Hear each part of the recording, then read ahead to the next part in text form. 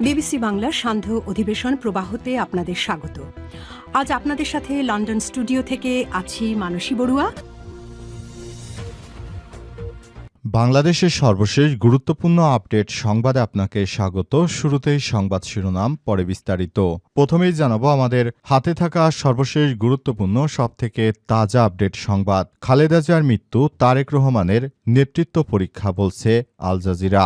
বাংলাদেশ জাতীয়তাবাদী দল বিএনপির দীর্ঘদিনের চেয়ারপারসন ও 3 বারের প্রধানমন্ত্রী বেগম খালেদা জিয়ার মৃত্যু দেশের রাজনৈতিক প্রেক্ষাপটে এক শূন্য স্থান তৈরি করেছে। গত 23 নভেম্বর রাত থেকে এবারকার হাসপাতালে চিকিৎসাধীন ছিলেন বিএনপির চেয়ারপারসন খালেদা জিয়া। ওনার মৃত্যুর খবরে বাংলাদেশে সবথেকে বড় জমায়েত অনুষ্ঠিত হয়। খালেদা জিয়ার মৃত্যুর পর এই বিএনপির নেতৃত্ব শূন্য দেখা দিয়েছে অবস্থায় তারেক রহমানের নেতৃত্বের পরীক্ষা চলছে।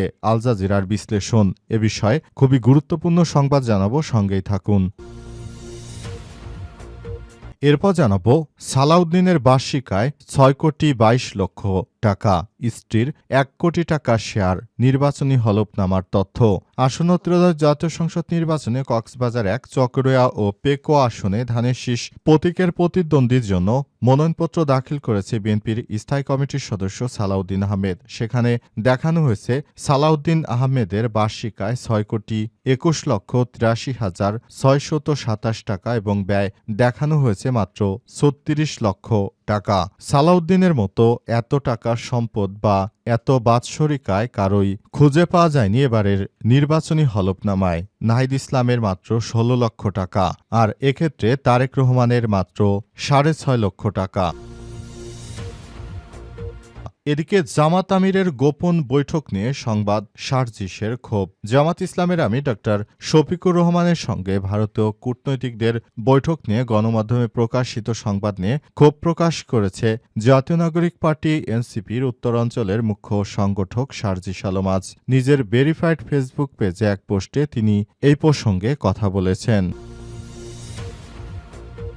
জানাবো র‍্যাবকে রাজনৈতিকভাবে 1 ঘণ্টার জন্য ব্যবহার করেনি, বলছে বাবর। সাবেক স্বরাষ্ট্র প্রতিমন্ত্রী ও বিএনপির নেতা লুৎফুজ্জামান বাবর বলেছেন, আমাদের নেত্রী জনগণের জানমাল নিরাপত্তায় আপোষহীন ছিলেন। তার নির্দেশনায় আমরা র‍্যাব গঠন করেছিলাম, কিন্তু র‍্যাবকে দলীয় স্বার্থে 1 ঘণ্টা বা 1 দিনের জন্য আমরা ব্যবহার করিনি। এবং সর্বশেষ জানাবো মির্জা ফখরুলের জন্য মনটা কাল থেকে খুব বিষণ্ণ হয়ে আছে বললেন প্রেস সচিব। বিএনপির মহাসচিব মির্জা ফখরুল ইসলাম আলমগীরকে নিয়ে সোশ্যাল মিডিয়ায় একটি আবেগঘন পোস্ট দিয়েছেন প্রধান উপদেষ্টা প্রেস সচিব শফিকুল আলম। তিনি বলেন, গতকাল থেকে মির্জা ফখরুল ইসলাম আলমগীরের জন্য আমার মনটা খুব বিষণ্ণ হয়ে আছে। অনেক বছর ধরে তিনি আমার অন্যতম রাজনৈতিক আদর্শ। একজন সাংবাদিক হিসেবে আমি খুব কাছ থেকে দেখেছি তিনি কতটা কষ্ট সহ্য করেছেন, কিভাবে দলের নেতাকর্মীদের পাশে দাঁড়িয়েছেন ঠিক নিজের সন্তান বা নিকট আত্মীয়র মতো। প্রিয় দর্শক, এতক্ষণ শুনছিলেন সংবাদ শিরোনাম, এবারে বিস্তারিত। তবে তার আগে বন্ধুরা অনুরোধ থাকবে এই সংবাদটিতে একটি লাইক দিন। এই চ্যানেলে আপনি নতুন হয়ে থাকলে আমাদের সংবাদটি দেখতে দেখতে চ্যানেলটি সাবস্ক্রাইব করে রাখুন। কমেন্ট করে বন্ধুরা আপনার মূল্যবান মতামত জানিয়ে দিন আপনি বিশ্বের কোন দেশ থেকে বা বাংলাদেশের কোন স্থান থেকে আমাদের সংবাদটি দেখছেন এবং শুনছেন। আর বন্ধুরা সংবাদটি আপনার সোশ্যাল মিডিয়া ফেসবুকে শেয়ার করে বন্ধুদেরও দেখার সুযোগ করে দিন। গাজা যুদ্ধে আপনি যদি নিরীহ ফিলিস্তিনিদের ভালোবেসে থাকেন তাহলে কমেন্টে ইয়েস লিখে বিশ্ববাসীকে জানিয়ে দিন। এবারে বিস্তারিত। আল জাজিরার বিশ্লেষণ, খালেদা জিয়ার মৃত্যু, তারেক রহমানের নেতৃত্ব পরীক্ষা। বাংলাদেশের জাতীয়তাবাদী দল বিএনপির দীর্ঘদিনের চেয়ারপারসন ও 3 বারের প্রধানমন্ত্রী খালেদা জিয়ার মৃত্যু দেশের রাজনীতিক প্রেক্ষাপটে এক শূন্য স্থান তৈরি করেছে। গত 23 নভেম্বর রাত থেকে এবারকার হাসপাতালে চিকিৎসাধীন ছিলেন তিনি। গত মঙ্গলবার তার মৃত্যুর খবর পৌঁছানোর পর হাসপাতাল প্রাঙ্গণ জাতির শোকের কেন্দ্রবিন্দুতে পরিণত হয়। সমর্থন, দলীয় নেতাকর্মী এবং সাধারণ নাগরিকরা হাসপাতালের গেটের সামনে নীরবে দাঁড়িয়ে চোখের জল মুছে প্রার্থনা করছিলেন। বিএনপির কর্মী রিয়াজুল ইসলাম বলেছেন, এই খবরের কারণে আমাদের ঘরে থাকা অসম্ভব হয়ে পড়েছিল। নেতৃত্ব তাকে দেখার সুযোগ নেই, তাই সবাই বাইরে অপেক্ষা করছিলাম, সবার চোখে পানি। ৩১শে ডিসেম্বর ঢাকার মানিক মিয়া অ্যাভিনিউয়ে তার জানাজায় দেশজুড়ে হাজার হাজার বিএনপির সমর্থক উপস্থিত ছিলেন অন্যান্য রাজনৈতিক দলের নেতাকর্মীরা। অন্তর্বর্তীকালীন সরকারের প্রধান উপদেষ্টা ডক্টর ইউনূস, বিদেশি কূটনীতিকরা এবং এটি প্রমাণ করে খালেদা জিয়ার রাজনৈতিক প্রভাব দেশের সীমানা পেরিয়ে বিদেশেও বিস্তৃত ছিল। তবে শোকের আড়ালে খালেদা জিয়ার মৃত্যু বিএনপির জন্য একটি রাজনৈতিক সংকট এবং সম্ভাব্য বিচ্ছেদের মুহূর্ত। আজ আল জাজিরার বিশ্লেষণ থেকে মূলত বলা হয়েছে যে খালেদা জিয়ার মৃত্যুর কারণে যে বিএনপি নেতৃত্ব শূন্যে পড়েছে, এখান থেকে উত্তরণের জন্য আসলে তারেক রহমানের সামনে এক বড় ধরনের চ্যালেঞ্জ দেখা দিয়েছে। কারণ বড় ধরনের চ্যালেঞ্জ এ কারণে দেখা গেছে, এর আগে তারেক রহমানের নামের সঙ্গে দুর্নীতির বেশ কয়েকটি সংখ্যা উপস্থাপিত হয়। সুতরাং সেখান থেকে বলতে গেলে বিএনপির ভারপ্রাপ্ত চেয়ারম্যান তারেক রহমানের জনপ্রিয়তা কিন্তু বাংলাদেশে খুবই কম এবং নতুন করে খালেদা জিয়ার মৃত্যুর পর সাধারণ মানুষ যারা রয়েছে তারা কি তারেক রহমানকে ভোট দেবে, নাকি নতুন করে তারা এবার যে জামাত ইসলাম বিকল্প একটি শক্তি এসে দাঁড়িয়েছে তাদেরকে ভোট দেবে? এই বড় ধরনের পরীক্ষায় পড়তে চলেছে বিএনপির ভারপ্রাপ্ত চেয়ারম্যান তারেক রহমান। সেখান থেকে উত্তরণের জন্য তারেক রহমানের রাজনৈতিক পরীক্ষা হবে এবার। এখান থেকে আসলে বের হয়ে আসতে হলে তারেক রহমানকে মানুষের সামনে আরো ভালো ভালো কাজ করতে হবে। কিন্তু ইতিমধ্যেই তারেক রহমানের নেতৃত্বে যখন বিএনপি রয়েছে, এ অবস্থায় বিএনপির নামে অসংখ্য জায়গায় মানুষকে হত্যা, চাঁদাবাজি, লুটতরাজ সহ বিভিন্ন জায়গায় জায়গায় বিএনপি এমন অপকর্মের সঙ্গে লিপ্ত হয়ে গেছে। এ অবস্থায় বিএনপির উপর আদতে মানুষ আস্থা রাখবে কি রাখবে না সে বিষয়টি এখন বলা কষ্ট। তবে এবার জাতীয় সংসদ নির্বাচনে যদি সাধারণ মানুষ বিএনপিকে ভোট দেয় তাহলে তারেক রহমান হয়তো তার এই পরীক্ষায় পাশ করতে পারেন।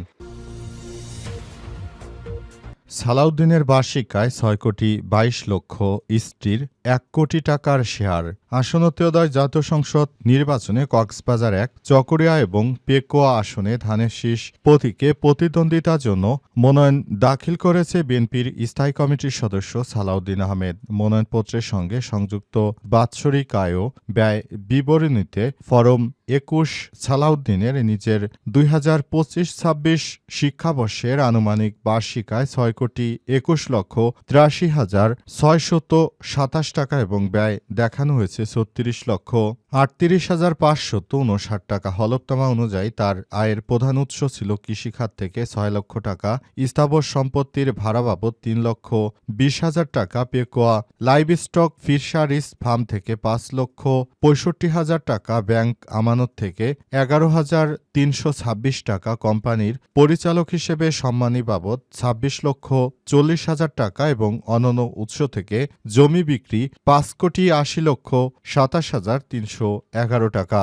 সালাউদ্দিনের নগদ অর্থ ১,৩৫,৫২,০৬৭ টাকা, স্ত্রীর নগদ অর্থ ৬,৭৯,১২৭ টাকা। ব্যাংক এবং আর্থিক প্রতিষ্ঠানে তার আমানত ৩৯,৪৯,৯৯২ টাকা, স্ত্রীর নামে ২৬,০৫,৪৩৫ টাকার শেয়ার এবং বিনিয়োগে তার অর্জনকালীন মূল্য ১৯ লক্ষ টাকা।